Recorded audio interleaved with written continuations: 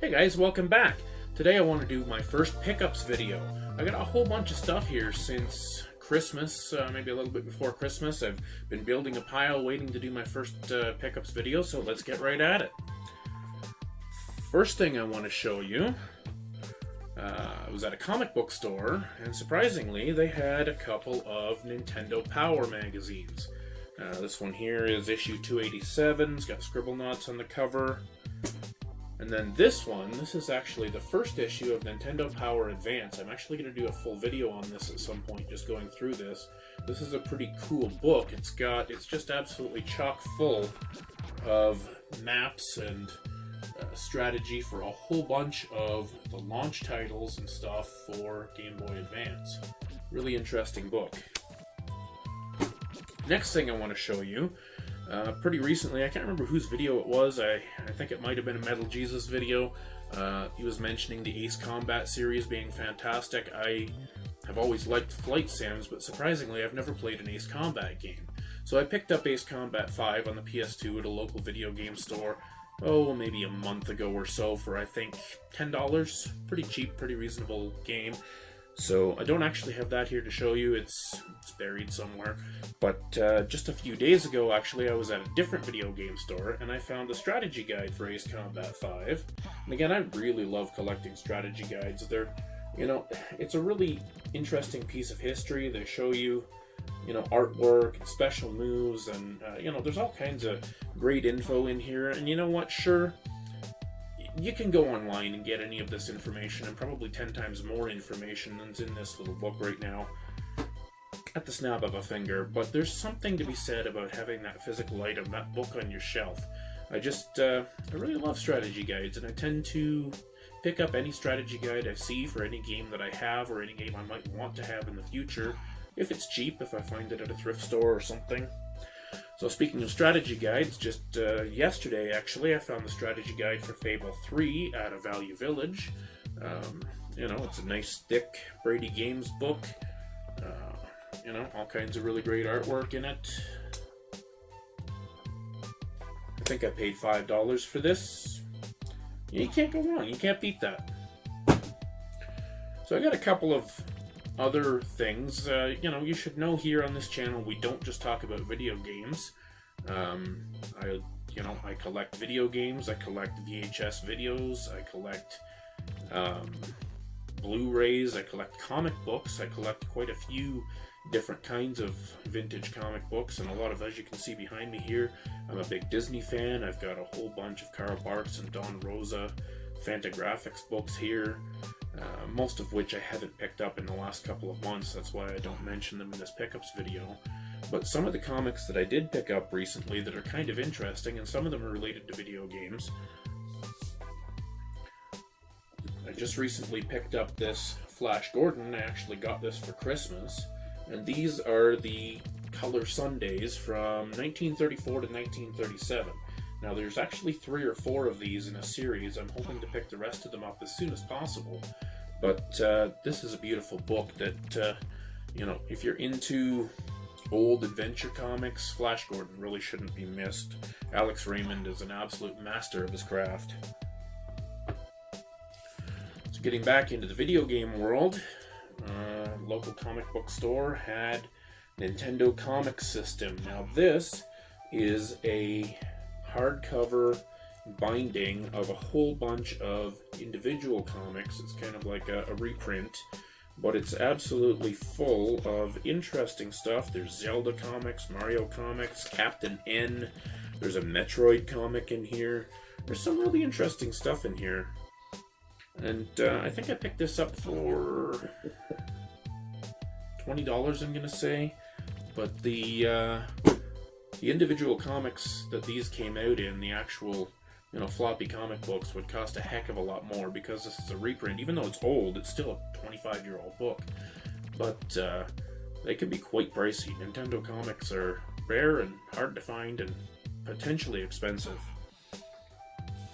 So sticking in video games, I have another strategy guide here. This is for the first Ni no Kuni, Wrath of the White Witch. This is one of my top 5 video games of all time. I came across this on Facebook Marketplace, I would say in late November, early December. I paid $20 for this. It's a beautiful hardbound strategy guide. I just absolutely love this game. It's got elements, if you've never played it, it's got elements of Pokemon where you've got kind of creature collecting and training and stuff like that. But the story and the artwork in the game is fantastic. It's a JRPG that really shouldn't be missed if you like JRPGs. What else have we got here? Okay, I picked this up off Facebook Marketplace. Probably in late November, early December. This is a Soul Calibur fight stick. I really love collecting unusual controllers, and especially arcade sticks, fight sticks. Interesting thing about this one is it is compatible with PS2, GameCube, and original Xbox. This is made by Newbie. It's actually a pretty good little stick. It's comfortable. It's got this little wrist rest here. The buttons are appropriately clicky-clacky. It's a pretty good stick. I really enjoy playing. I enjoy playing fighting games on this, and I enjoy playing shooters on it as well. Next up here, we've got a VHS copy of Captain America. I've never seen this one before. I honestly don't know a whole lot about it, other than it says the date on it was, what did it say? 1986. Never actually seen this. I thought it was a curiosity. I got this in the same box that I got something else in today. This actually came in today. As I say, I do collect VHS, and anything that's comic book related catches my interest. Back to video games. Because I got the 3DS recently, I had been watching some 3DS Hidden Gems videos and that sort of thing. Metal Jesus, Radical Reggie, they do stuff like that all the time. And on a recommendation from them, I picked up Metal Gear Solid 3D Snake Eater, which is apparently a fantastic way to play this game, and a pretty unique game on the system. There's not a lot of games like this on the system, so I thought for $25 I would give it a try. And then I picked up Theater Rhythm Final Fantasy because I did not have a rhythm game for the system yet, and I love the Final Fantasy franchise. I haven't played this yet. I just got it a few days ago. I haven't had the chance to really check it out, but from a couple of videos I watched, it looks like a pretty interesting rhythm game. I like the odd rhythm game. I've not really gotten into them too heavily, but aside from Guitar Hero and that sort of thing. But I thought I would give it a try. It's something unique on the system. Here's a big one, guys. I had been waiting and waiting and waiting for an opportunity to buy this game. I got this just a little bit before Christmas. I got this on Black Friday, and I had been saving up for a while. This game, I had been watching it sit on the shelf at this video game store for quite some time, and I was waiting for the Black Friday sale, hoping that it would still be there when the Black Friday sale came along. And it was. I got lucky, so I saved up. I saved up for, a month or two, and I got myself a copy of Steambot Chronicles by Atlas. I have been wanting this game for a very long time, and I'm going for a complete set of Atlas games on the PS2 and on the Wii and a couple of other systems. So this is one of the heavier hitters from Atlas. Obviously not the biggest one, but it's a little harder to find, and it is a little more expensive. You can see the price here was $88.99, but I actually got 35% off of it, and that's actually a pretty good price. The only downside is this did not come with a manual, so I will be looking for a manual to complete this at some point. But otherwise, the disc is in great shape, the case is in pretty good shape. It's got a little ding right here. Obviously, I've got a big sticker on here, which really bugs me. These stickers are not easy to get off either, so I'm going to have to take my time with that. And one more kind of heavy hitter. Now, this is not the special edition, but I can't complain. I found this off Facebook Marketplace, and I have been, again like the last game, waiting for probably 2 or 3 years to find a good price on this game, and that is Lunar: The Silver Star Story Complete. I picked this up a couple of months ago off of Facebook Marketplace, and I drove about 45 minutes to the other side of the city to pick this up. I still haven't played this yet, but it's on my list of things to do here in the new year. I'm really excited to play this game. I've been wanting to play this since I had my original PS1, and it's just never happened. So I finally found this. I think I paid, if I remember correctly, I think I paid $45 or $50 Canadian for this, which is a pretty good price. This is not the, complete edition with the fabric map and the soundtrack and stuff. This is just the game. But I'm happy with that for the price I paid. Moving back into comics, this was another Black Friday pickup. I picked up a hardcover, again this is another Fantagraphics book, hardcover Dennis the Menace. Now, I really like the newspaper strip comics. I just get a chuckle out of some of these older news. I'm kind of nostalgic for this stuff. I grew up on it.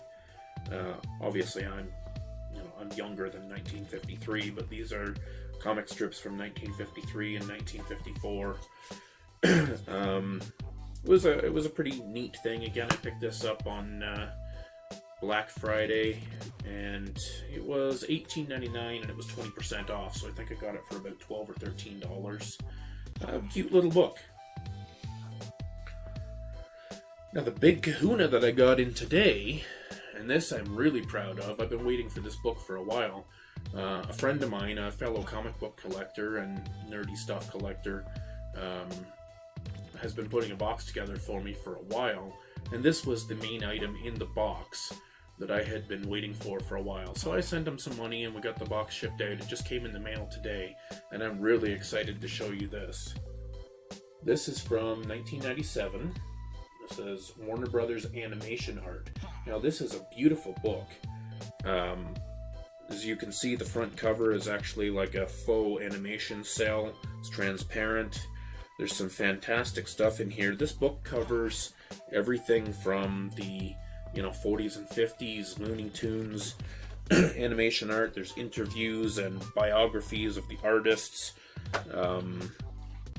There's everything in here from Batman the Animated Series to Marvin the Martian to Animaniacs and Tiny Toon Adventures. Pretty much all of Warner Brothers animation up to the point of when this book was printed in 1997 is referenced in some way in this book. And it's a gargantuan book. I mean, look at it and compared to the size of my head. So it's quite a large book, and it's beautifully bound. That's about it for my pickups for today, guys. I hope you enjoyed having a look at some of the stuff I picked up, and I hope this lets you get to know me a little bit better, get to know my collecting styles, because sure, I'm a big video game collector, but I collect a lot of other stuff too. Some of it you might think is kind of weird and crazy, but some of you guys might think it's pretty cool. If you like this, throw me a thumbs up, throw me a subscribe, I would really appreciate it. Thanks, have a great day, guys.